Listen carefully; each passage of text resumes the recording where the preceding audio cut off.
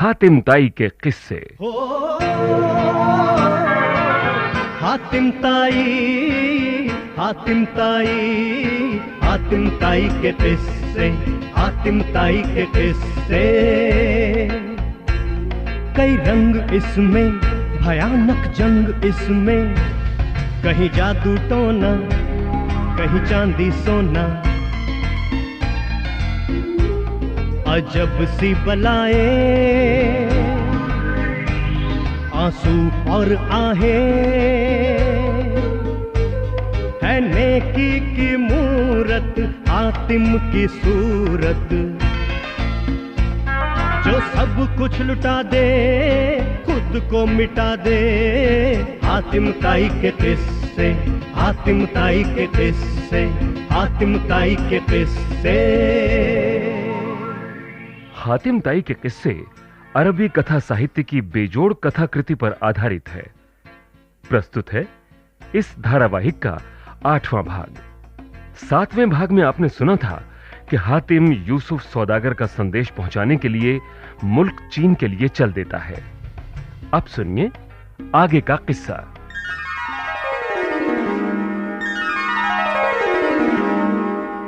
याकूत भाई, तुमने बताया था कि हातिम मुल्क चीन की तरफ चला था। हां, उसे उस यूसुफ सौदागर का दुख जो दूर करना था, इसलिए तमाम परेशानियों को झेलता हुआ हातिम आखिर मुल्क चीन पहुंच गया।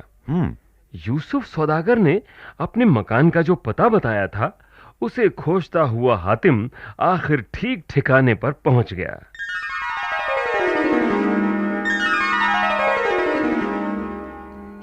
सुनो, मैं तुम्हारे पिता यूसुफ सौदागर का संदेश लेकर आया हूं।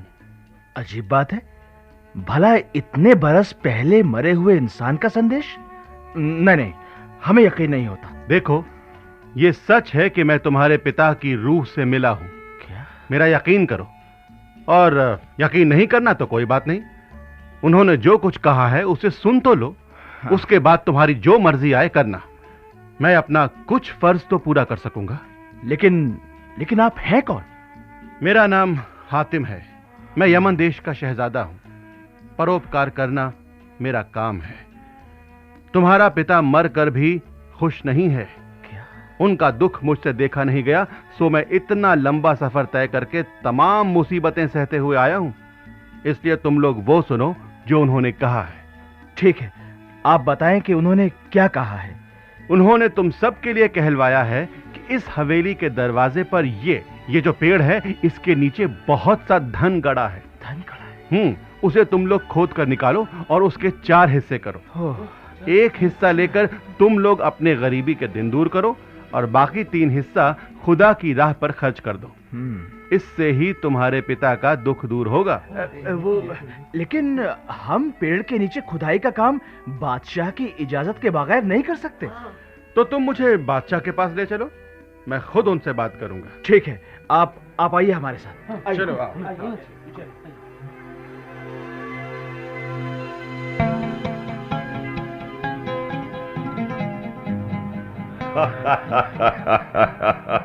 अरे पागल इंसान, तुमने क्या अपनी तरह मुझे भी पागल समझ रखा है, जो मैं तुम्हारी बात पर यकीन कर लूं?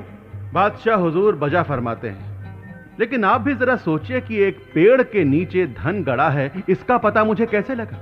और फिर इतनी मुसीबतों भरा सफर तय करके यहां आने की मुझे क्या जरूरत थी?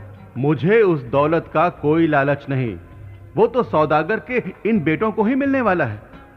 लिहाजा आप पेड़ के नीचे खुदाई करवा कर तो देखिए। चलो, उस खुदाई के वक्त मैं भी वहां मौजूद रहूंगा। बेहतर, ठीक।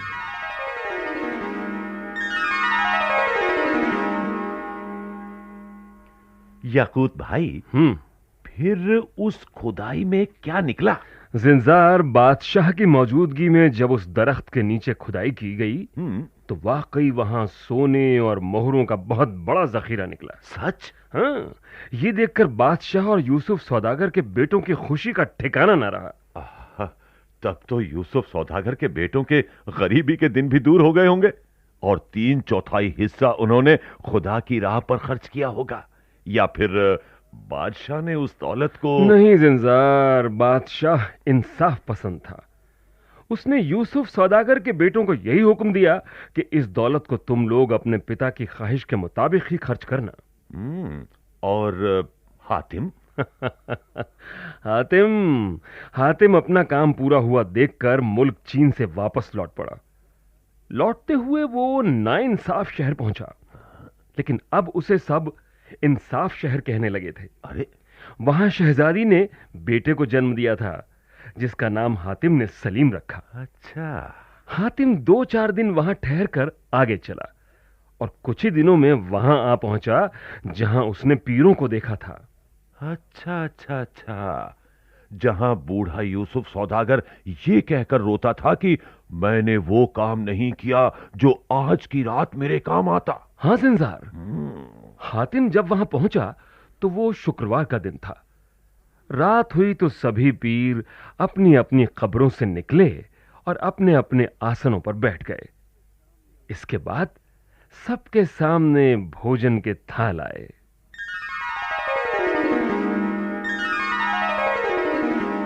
अल्लाह अल्लाह जज़ाकल्लाह, अल्लाह अल्लाह जज़ाकल्लाह। यूसुफ सौदागर, मुझे ये देखकर बहुत खुशी हो रही है कि आज आपके सामने भी अच्छे लजीज खाने का थाल आया है। ऐ नेक बंदे, ये सब तुम्हारी बदौलत हुआ है। तुमने मेरे सब दुख दूर कर दिए। अब मैं सुख से हूँ। मैं तो अब वो दुख भरी आवाज लगाना भी भूल गया। क्या कहता था मैंने वो काम नहीं किया जो आज की रात मेरे काम आता।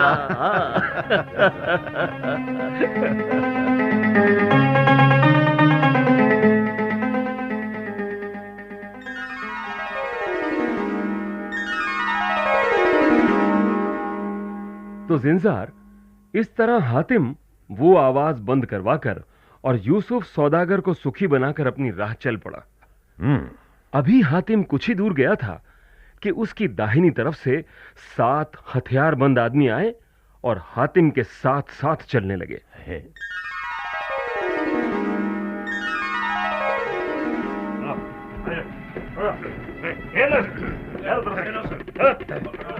लो भाई, भाई तुम लोग कौन हो और क्या चाहते हो, और इस तरह मेरे साथ साथ चलने का मकसद क्या है?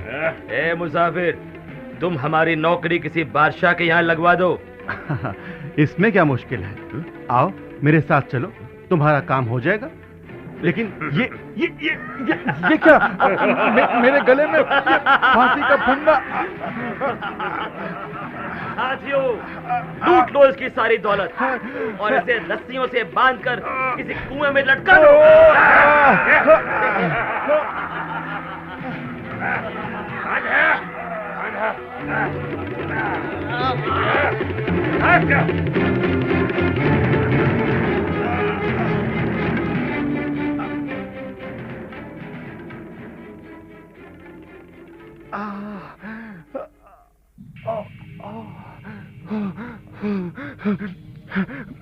पता नहीं मैं कब से बेहोश इस कुएं में पड़ा हूं।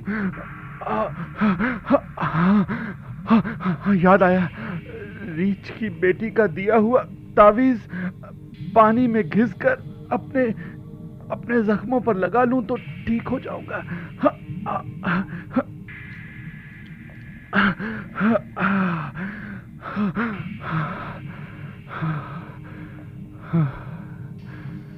अब मैं ठीक हूं। अब कुएं से बाहर निकलने की तरकीब सोचनी चाहिए। हातिम, इस कुएं में बेशुमार दौलत है, उसे निकाल कर काम में ला।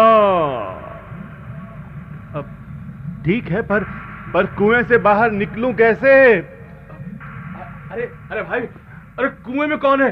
अरे देखो जरा कौन है? अरे मैं हूं, मैं मुसाफिर, मुझे बाहर निकालो। अच्छा चल भाई, अरे रस्सी डाल और इस मुसीबत के मारे को बाहर निकालने में मदद कर। अरे रस्सी पकड़ ले भैया। खींचो खींचो।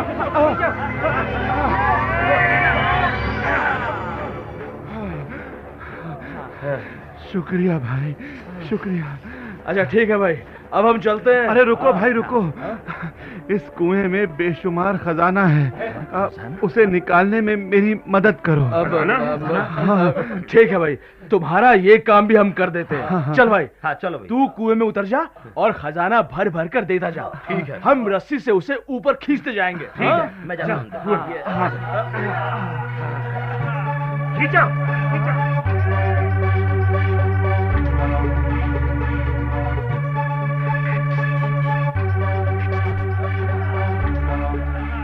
खींचो, खींचो।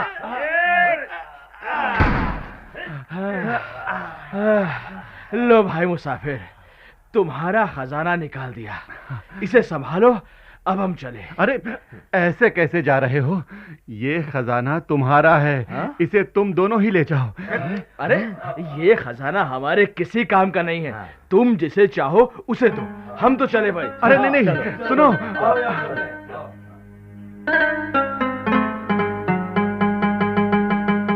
या खुदा,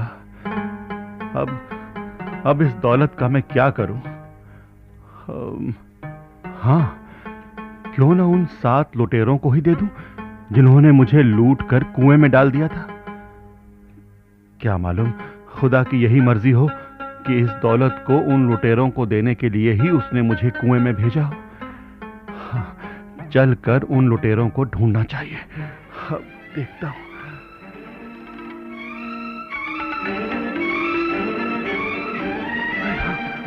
वो रहे। अरे सुनना भाई, अरे जरा रुको तो। है? क्या बात है? तुम शायद वही हो जिसे हमने... हाँ, जिसे तुमने लूट कर कुएं में डाल दिया था। तो क्या अब लूट का माल वापस मांगने आए हो? अरे नहीं नहीं भाई नहीं, वो सब भूल जाओ। मैं तो ये पूछने आया हूँ कि अगर मैं तुम्हें बेशुमार मोहरें, अशर्फियां और सोने के गहने दूं, तो क्या तुम राहगीरों को लूटने का बुरा काम छोड़ दोगे? देखो भाई, हम तो पेट के लिए राहगीरों को लूटते हैं, लेकिन अगर घर बैठे रोटी खाने का इंतजाम हो जाता है तो बेशक हम ये बुरा काम छोड़ देंगे। तो ठीक है, आओ मेरे साथ।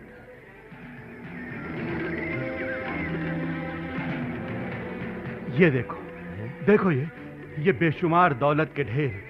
इसको तुम लोग ले जाओ और आपस में बांटकर चैन से रहो और खुदा का नाम लो। अरे शुक्रिया भाई, हमें नहीं मालूम था कि तुम इतने दरिया दिल इंसान हो। हमने तुम्हारे साथ जो बदसलूकी की उसके लिए हमें माफ कर देना। ठीक है ठीक है। अच्छा, अब मैं अपनी राह जाता हूँ और तुम लोग ये दौलत संभालो। ठीक है, उठाओ भाई उठाओ।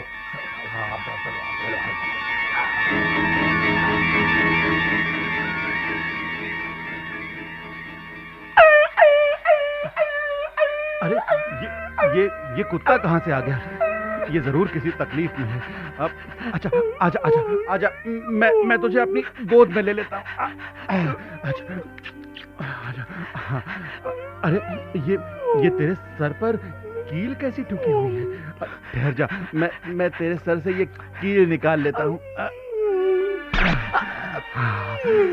हैं? ये क्या? कील निकालते ही कुत्ता इंसान बन गया? ये क्या माजरा है? ऐ नौजवान, मुझे सही सही बता कि तू कुत्ता कैसे बन गया था और फिर ये इंसान कैसे बना? आखिर तू है कौन? ए भाई, तुम कोई भी हो, तुम्हारी इस मेहरबानी को मैं कभी न भूलूंगा। मैं सूरत शहर के एक सौदागर का बेटा हूँ। मेरे पिता चीन में जाकर सौदागरी करते थे। उन्होंने बहुत दौलत इकट्ठा की थी। वो तो ठीक है, लेकिन तुम्हारा ये हाल क्यों कर हुआ? भाई, मेरी शादी खूब धूमधाम से हुई थी। मेरी बीवी बहुत खूबसूरत है। मैं चीन में सौदागरी के लिए गया था। लौट कर आया तो क्या देखता हूं कि मेरी बीवी मेरे हबशी नौकर के साथ सो रही है। इस पर मैंने उन दोनों को बहुत फटकार लगाई, लेकिन रात को जब मैं सो रहा था तो उस हबशी नौकर ने मेरे सर पर जादू की एक कील ठोक दी और मैं कुत्ता बन गया। ओह, तो तुम धोखे के शिकार हुए हो? हाँ भाई, तब से मैं कुत्ता बनकर भटक रहा था। खुदा का शुक्र है कि अब तुम मिल गए और तुमने मुझे इस मुसीबत से छुटकारा दिला दिया। भाई देख भाई देख, मैंने कुछ नहीं किया। मैं तो अपनी राह जा रहा था। जो कुछ किया खुदा ने किया। और सुन, मेरी बात गौर से सुन। हाँ। अब तू सूरत शहर का रहने वाला है ना? हाँ। तो हारस सौदागर को जरूर जानता होगा। उसकी बेटी ने कसम ली है कि जो उसके 3 सवालों के जवाब देगा उससे ही शादी करेगी। हाँ हाँ, मैं हारा सौदागर को जानता हूँ। तो तू मेरे साथ चल, मैं भी वहीं जा रहा हूँ। और हाँ सुन, ये कील अपने पास संभाल कर रखना। अगर तू अपना बदला लेना चाहेगा तो ये कील तेरे काम आएगी। ठीक है, मैं इस कील को संभाल कर रख लेता हूँ। तो फिर चलते हैं। चलिए।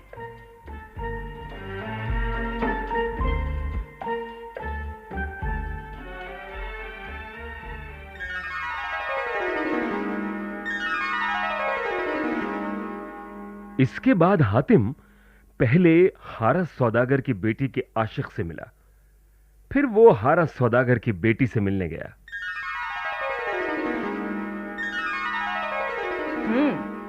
आओ हातिम, बताओ मेरे दूसरे सवाल का जवाब क्या है? हर शुक्रवार की रात वो जो आवाज आती थी कि मैंने वो काम नहीं किया जो आज की रात मेरे काम आता, उसका राज ये है कि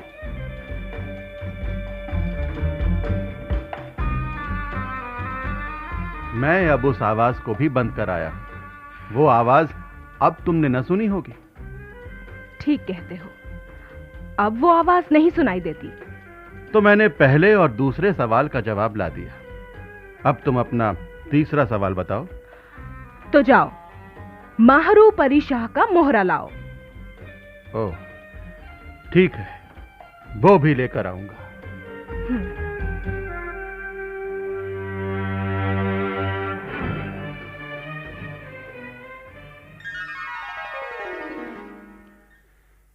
इस तरह हातिम हारस की बेटी के पास से सीधे सराय आया।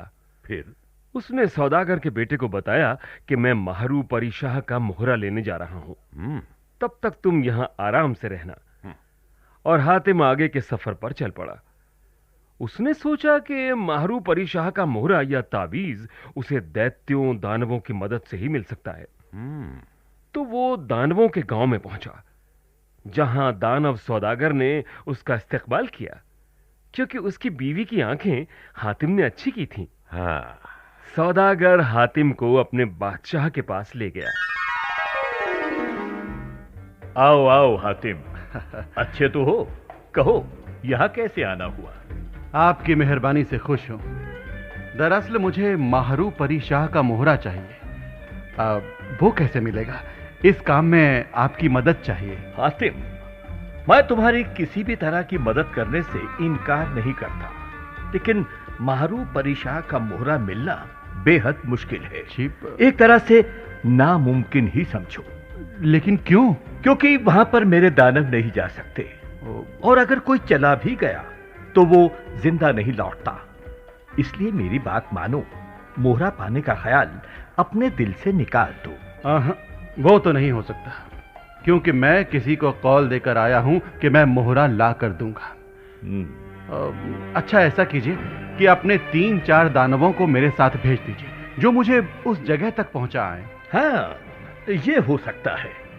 अरे सुनो, तुम चारों हातिम के साथ जाओ और माहरू परी शाह की सरहद तक इन्हें पहुंचा दो। जो हुक्म मेरे आका। शुक्रिया हुजूर, मैं चलता हूं।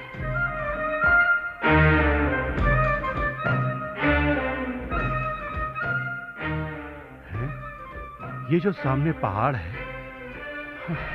मुझे लगता है इसके उस पार ही होगा माहरू परी शाह का दौलत खाना। अरे ये शोर कैसा है? ये कौन लोग हैं जो इधर आ रहे हैं?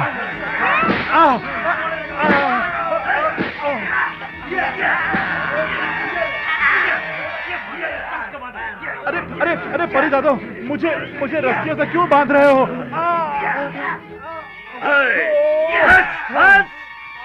इंसान, बता, यहाँ क्यों आया है? तेरी हिम्मत कैसी हुई इस इलाके में कदम रखने की? हम जानते हैं कि तू हमारे बादशाह का मोहरा लेने आया है, लेकिन तेरी मुराद कभी पूरी ना होगी। सुनो, इसे उठाओ और जलती आग की लपटों के बीच फेंक दो।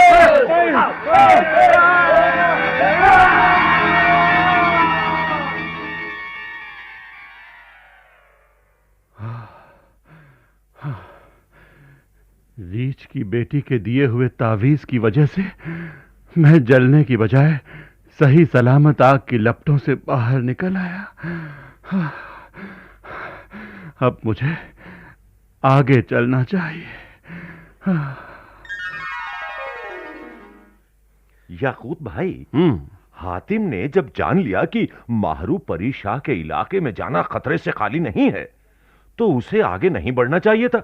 जिंजार, यही तो हातिम की खूबी है। वो अपनी धुन का इतना पक्का है कि आने वाली मुसीबतों की परवाह किए बगैर ही वो अपनी मंजिल पाने के लिए चल देता है। और उस रोज भी यही हुआ, वो आगे चल दिया। तो जाहिर है फिर कोई मुसीबत आई होगी। इसमें क्या शक है। वो जैसे ही कुछ दूर गया कि परीजादों ने उसे देख लिया। पहले तो वो हातिम को जिंदा देखकर हैरान हुए, हाँ, लेकिन फिर गुस्से में भरकर उस पर टूट पड़े। इस बार उन्होंने हातिम को उठाकर समंदर में फेंक दिया। क्या समंदर में फेंक दिया? हाँ, और समंदर में एक घड़ियाल ने उसे निगल लिया। लेकिन रीछ की बेटी के ताबीज के असर से वो घड़ियाल के पेट में 3 दिन तक जिंदा रहा। हाँ। इसके बाद हातिम अपने पैरों से घड़ियाल की आंतों को कुचलने लगा। अच्छा। घड़ियाल पेट दर्द से छटपटा उठा और उसने उल्टी करके हातिम को पेट से बाहर उगल दिया। शुक्र है खुदा का कि हातिम सही सलामत घड़ियाल के पेट से निकल आया। घड़ियाल के पेट से निकलकर हातिम नहाया और थकान मिटाने के लिए रेत पर एक जगह बैठ गया। कई दिनों से उसने खाया पिया भी नहीं था, सो उसे बहुत भूख लगी थी। जाहिर है याकूत भाई, भूख तो लगी होगी। लेकिन वहां भी परीजादों का एक झुंड आ पहुंचा।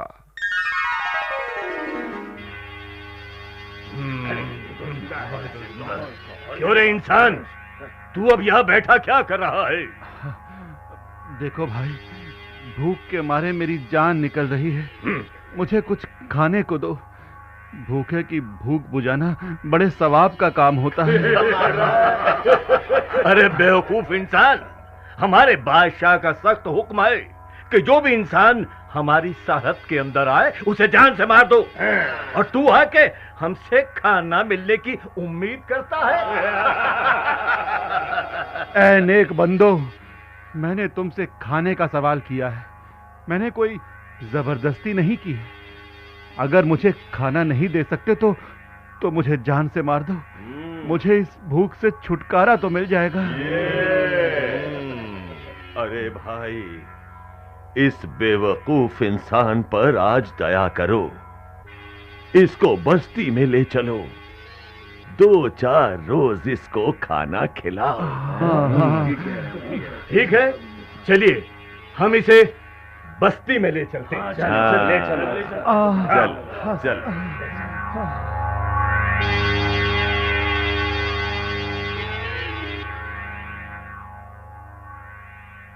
ऐ परीजादो, इन 4 दिनों में तुमने मेरी जो खिदमत की है उससे मैं भला चंगा हो गया हूं।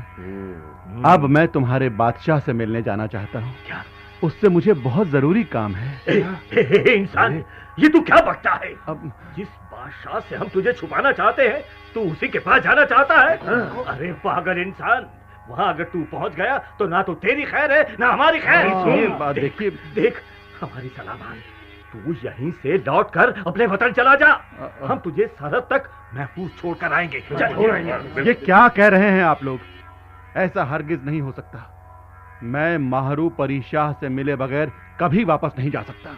अरे इंसान, तू वहां मरने के लिए क्यों जाना चाहता है?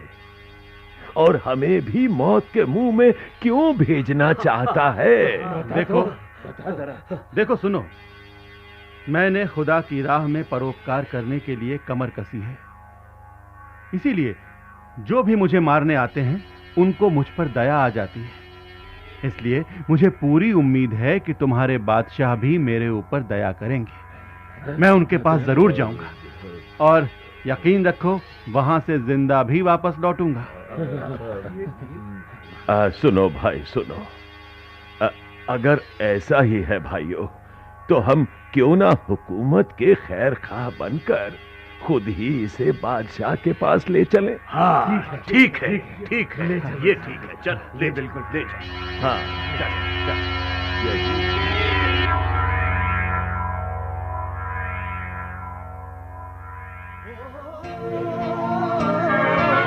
हातिम ताई, हातिम ताई, हातिम ताई के किस्से, हातिम ताई के किस्से। कई रंग इसमें, भयानक जंग इसमें, कहीं जादू टोना, कहीं चांदी सोना। अजब सी बलाए,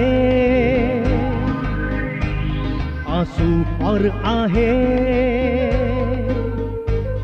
है नेकी की मूरत, हातिम की सूरत। जो सब कुछ लुटा दे, खुद को मिटा दे, हातिम ताई के किस्से, हातिम ताई के किस्से, हातिम ताई के किस्से। हातिम ताई के किस्से। अभी आप अरबी कथा साहित्य की बेजोड़ कथा कृति पर आधारित इस धारावाहिक का 8वां भाग सुन रहे थे। इस धारावाहिक के लेखक हैं डॉक्टर हरि कृष्ण देव सरे, प्रस्तुतकर्ता एवं निर्देशक शाहिद जैदी, संगीतकार राजीव हक्सर, ध्वनियांकन अंकुर कपूर और इंदिरा सूरी। भाग लेने वाले कलाकार थे नीरज शर्मा, योगेंद्र टिक्कू, अश्विनी वालिया, कीमती आनंद, अशोक मलकानी, प्रवीण शर्मा और सनम।